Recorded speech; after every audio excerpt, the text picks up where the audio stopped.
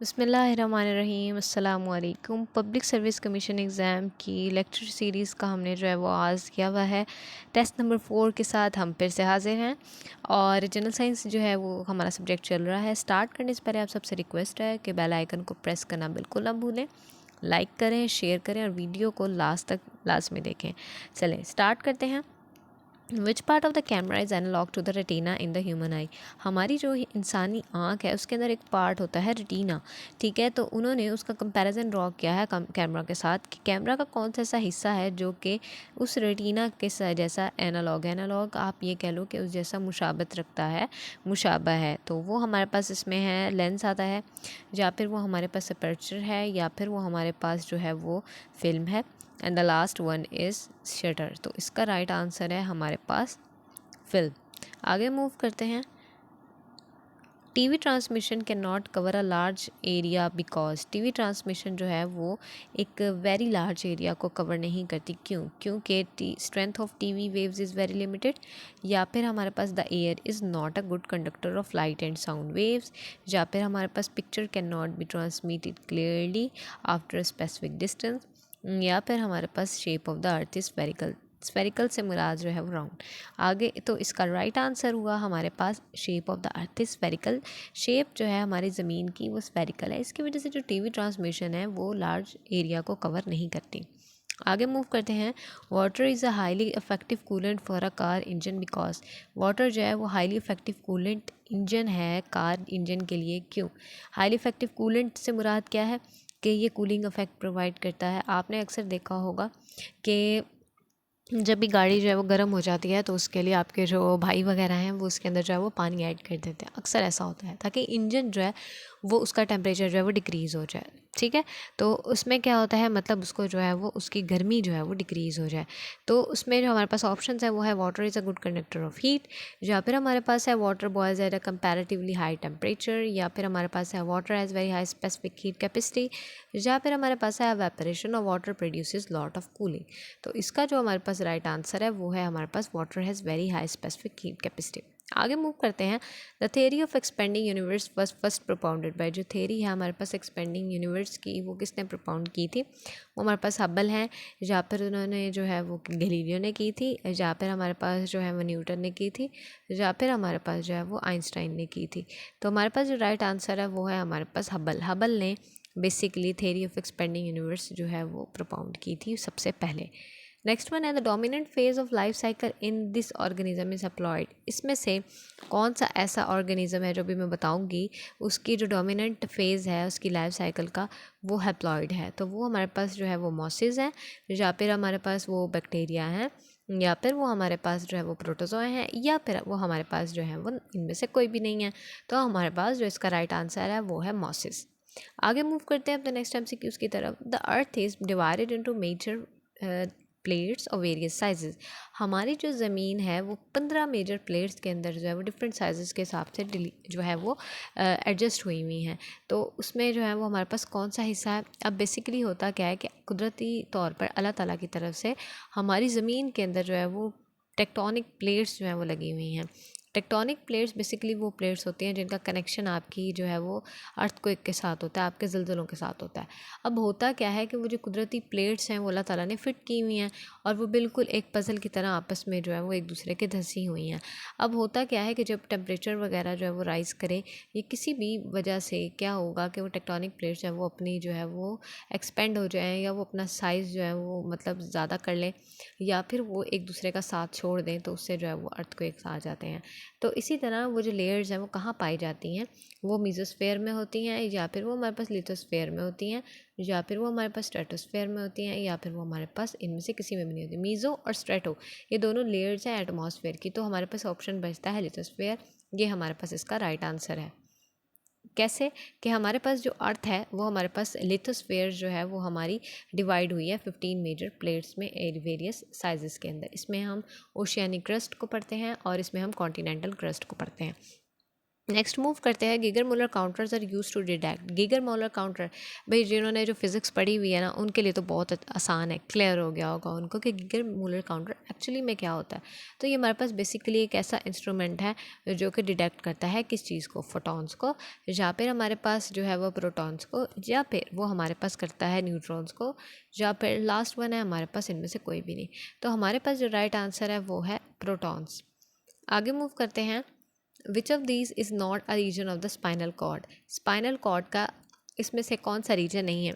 Spinal cord basically हम रीढ़ की हड्डी को कहते हैं, जो आपके ब्रेन, जो आपका जो स्कल है उसके नीचे वाले हिस्से से जो है वो स्टार्ट होनी शुरू होती है। बैक आपकी जो नेक होती है, बैक नेक का पोर्शन है उधर से स्टार्ट होनी शुरू होती है, जिसको रीढ़ की हड्डी बोला जाता है। तो इसमें से कौन सा रीजन नहीं है स्पाइनल कॉर्ड का, उसमें लंबर है, या फिर हमारे पास जो है वो थोरैकिक है, या फिर वो हमारे पास जो है वो पेल्विक है, या फिर वो हमारे पास नन है। तो इसका जो हमारे पास राइट आंसर है वो है हमारे पास पेल्विक। तो आगे मूव करते हैं, a tight rope walker carries a long pole which he holds across his body, the purpose of this pole is to. जो हमारे पास टाइट रोप वॉकर होता है, टाइट रोप वॉकर आपने डिफरेंट जो है सर्कस के अंदर जो है वो देखा होगा कि एक बंदा होता है, वो क्या करता है कि वो एक रस्सी जो है वो दोनों तरफ से जो है वो कस के जो है वो बंधी हुई है, उसके ऊपर वो पहिया लेके और हाथ में वो पोल सा डंडा सा पकड़ के जो है वो उसके ऊपर जो है वो बैलेंस करके जो है वो फिर रहा होता है। अब बेसिकली उस पकड़ने का मकसद क्या है, मैंने अभी आंसर बता दिया है वैसे, prop him up if he falls, या फिर spread out this weight and reduce the pressure on the rope, या फिर add extra weight to keep the rope tightly stretch, या फिर लास्ट वन है to keep the centre of gravity always above vertically the rope. Right answer है to keep the centre of gravity always above vertically above the rope. आगे बढ़ते हैं, the protons and neutrons are found in the centre of the atom which is called the dash of the atom. हमारे पास protons और neutron जो हैं वो atom के अंदर एक हिस्से में पाए जाते हैं, उसको क्या कहा जाता है, उसको हम कहते हैं न्यूक्लियस, या फिर हम उसको कहते हैं इनमें से कोई भी नहीं, जो दो ऑप्शन बताऊंगी और तीसरा साथ दिया हुआ है, या फिर हमारे पास होते हैं वो हेडक्वार्टर्स, या फिर वो हमारे पास होते हैं हब। तो हमारे पास इसका राइट आंसर है न्यूक्लियस। ठीक है, आगे मूव करते हैं, vertebral column in human beings consist of how many vertebra. जो वर्टिब्रल कॉलम है हमारी इंसान के अंदर, वो कितने वर्टिब्रा के ऊपर जो है वो मुश्तमिल होता है। उसमें है 5, या फिर वो हमारे पास है 12, या फिर वो हमारे पास है 10, या फिर वो हमारे पास है 33। तो इसका जो राइट आंसर है वो है हमारे पास 33। आगे मूव करते हैं हमारे नेक्स्ट एमसीक्यूज की तरफ, विच of these plants open its mouth when insect sits on it's legs. जो इसमें से कौन सा ऐसा प्लांट है जो कि अपना माउथ जो है वो ओपन कर लेता है जब एक इंसेक्ट जो है वो उसकी लेड के ऊपर बैठ जाता है। तो उसमें सनफ्लावर है, वो हमारे पास जो है वो पिचर प्लांट है, वो हमारे पास जो है वो ब्रासिका प्लांट है, या फिर वो हमारे पास इनमें से कोई भी नहीं है। तो इसका जो राइट आंसर है वो है हमारे पास पिचर प्लांट। बेसिकली ये कुदरती तौर पर अल्लाह ताला ने इतना खूबसूरत इसको बनाया हुआ पिचर प्लांट को कि ये एक मटके की तरह होता है, और मटका के अंदर ऊपर ना इसके कैप सा होता है, लंबाई में थोड़ा सा ज़्यादा होता है, और इसके ऊपर कैप होता है। जैसे ही कोई मक्खी या कोई इंसेक्ट उसके ऊपर बैठता है तो क्या होता है, ये अपना मुंह खोल के रखा होता है, इसने फ़ौरन उसको बंद कर लेता है और उसको जो है वो डाइजेस्ट कर जाता है। सेम इसी तरह वीनस फ्लाई ट्रैप भी एक ऐसा जो है वो जो हमारे पास प्लांट होता है, ऐसा फ्लावर होता है, वो क्या करता है कि वो भी ना सेम इसी प्रोसेस के ऊपर उसकी लिड्स, बेसिकली ड्यू की ना लिड्स जो होती हैं वो बाहर निकली हुई होती हैं, और होता क्या है कि वो उनको जो है वो जैसे ही जो मक्खी उस पर बैठी वो चिपक जाता है उसके साथ और उसका अपना मुंह बंद कर लेता है। ठीक है, आगे बढ़ते हैं, short side defect could be corrected by dash lens. Short side defect जो है वो किस लेंस की मदद से करेक्ट किया जा सकता है। हमारे पास कनकेव लेंस है, हमारे पास जो है वो इनमें से कोई भी नहीं है, जो भी दो ऑप्शन बताऊंगी और तीसरा दिया हुआ है, और बी ऑप्शन में है कन्वेक्स लेंस, और the last one is converging lens. तो हमारे पास इसमें जो राइट आंसर है वो है हमारे पास कनकेव लेंस। आगे मूव करते हैं, sunlight is a great source of, भाई ये तो सबको पता होना चाहिए, सनलाइट जो है वो बेसिकली ग्रेट सोर्स मतलब कि सबसे बड़ा सोर्स जो है वो किस चीज़ का है। तो हमारे पास उसमें विटामिन सी आता है, उसमें हमारे पास विटामिन के आता है, या फिर वो हमारे पास विटामिन ई है, या फिर वो हमारे पास विटामिन डी है। तो इसका जो राइट आंसर है वो है हमारे पास विटामिन डी। लोगों को आपने देखा होगा विटामिन डी की डेफिशिएंसी हो जाती है, जो लोग बिल्कुल सूरज के अंदर नहीं बैठते, या फिर अपने कामकाज की वजह से सूरज में जो है वो बिल्कुल नहीं बैठते, या फिर अंदर ही जो है वो रहते हैं और सूरज की रोशनी उनके जिस्म पे नहीं पड़ती, तो होता क्या है कि वो विटामिन डी की जो है वो डेफिशिएंसी हो जाती है उनके अंदर, और उसके लिए फिर आपको जो है वो काफ़ी जो है वो मल्टीविटामिन्स भी खाते हैं। स्पेशली आपने जो है वो सर्विक्स डी का नाम सुना होगा, तो वो भी जो है वो लोग इस्तेमाल करते हैं। तो इसलिए हम इसके नेक्स्ट MCQs पे चलते हैं। हमारे पास नेक्स्ट MCQs है current stage of star sun is. हमने पढ़ा था कि जो सन है वो बेसिकली हमारे पास स्टार है, तो करंट स्टेज जो हमारा सूरज है उसकी इस वक्त करंट स्टेज जो है वो हमारे पास क्या है, तो वो हमारे पास है येलो ड्वार्फ, या फिर वो हमारे पास है white dwarf, another one option is red giant, या फिर लास्ट वन है हमारे पास ऑरेंज ड्वार्फ। कलर के हिसाब से ये होते हैं। तो हमारे पास जो है वो हमारे पास इसका राइट आंसर है येलो ड्वार्फ। यानी इस वक्त अगर सूरज की जो हम करंट स्टेज को देखें तो हमारे पास है वो येलो ड्वार्फ। आगे मूव करते हैं। द पेनक्रियास सिक्रीट, पेनक्रियास पित्ता जो है वो किस चीज़ की सिक्रीशन करता है, उसमें हमारे पास इंसुलिन आती है, उसमें हमारे पास बाइल जूस आता है, उसमें हमारे पास जो है वो विटामिन ए आता है, या फिर उसमें हमारे पास इनमें से कोई भी नहीं आता। तो हमारे पास जो राइट आंसर है वो है हमारे पास इंसुलिन। ओके, नेक्स्ट मूव करते हैं। When a star becomes a singularity and has zero volume and infinite density it is called. जब एक स्टार जो है वो सिंगुलरिटी जो है वो इख्तियार कर लेता है और उसके पास कोई वॉल्यूम नहीं होता और उसकी डेंसिटी इनफाइनाइट होती है, इनफाइनाइट से मुराद लामहदूद होती है, तो उसको हम क्या कहते हैं, उसको हम कहते हैं वाइट ड्वार्फ, या फिर उसको हम कहते हैं ब्लैक होल, या फिर उसको हम कहते हैं ब्लू जाइंट, या फिर हम उसको कहते हैं वुल्फ रेनिट। तो हमारे पास इसका जो राइट आंसर है वो है हमारे पास ब्लैक होल। परेशान होने की बिल्कुल ज़रूरत नहीं है, जो कि साइंस के स्टूडेंट नहीं है ये टर्म्स, इन्हीं इसी वजह से मैं इनको जो है वो एक्सप्लेन कर रही हूँ। तो ब्लैक होल बेसिकली हमारे पास एक ऐसा जो है वो, आप ये कह लो कि एक स्टार है, या फिर आप ये ऐसा कह लो कि एक ऐसा मतलब सब्सटेंस कह लो, सब्सटेंस तो खैर नहीं कहेंगे, आप जनरली सिर्फ बताने के लिए एक बात कर रही हूँ। इसमें होता क्या है, बेसिकली आपकी ज़मीन है, ज़मीन जो है वो एक प्लैनेट है।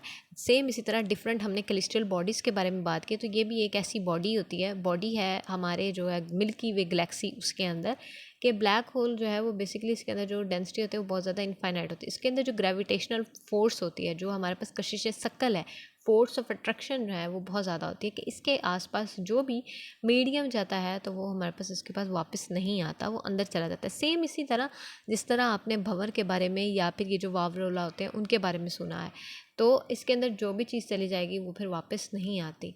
तो ब्लैक होल, होप सो आपको क्लियर हो गया होगा। नेक्स्ट वन है which one is the brightest star in the night sky. जो हमारी रात, जब रात को होती है तो रात को एक सितारा जो है आसमान में बहुत ज़्यादा तेज़ जो है वो चमक रहा होता है, तो हमारे पास वो उसको क्या कहते हैं, वो हमारे पास होता क्या है, वो बिटलगेज होता है, या फिर वो हमारे पास जो है वो पोलैरिस होता है, या फिर वो हमारे पास जो है वो सीरियस होता है, या फिर वो हमारे पास रिगल होता है। तो इसका जो राइट आंसर है वो है हमारे पास सीरियस। सीरियस जो है वो बेसिकली ब्राइटेस्ट स्टार है हमारे नाइट स्काई में। Which of the following is a substance, इसमें से कौन सा जो है वो सब्सटेंस है, वो है हमारे पास सी वाटर, या फिर वो हमारे पास है टैप वाटर, या फिर वो हमारे पास है ब्रास, या फिर वो हमारे पास है ग्रेफाइट। तो इसका जो हमारे पास राइट आंसर है, ये तो देख के ही पता चल रहा है कि हमारे पास इसमें से सब्सटेंस कौन सा है।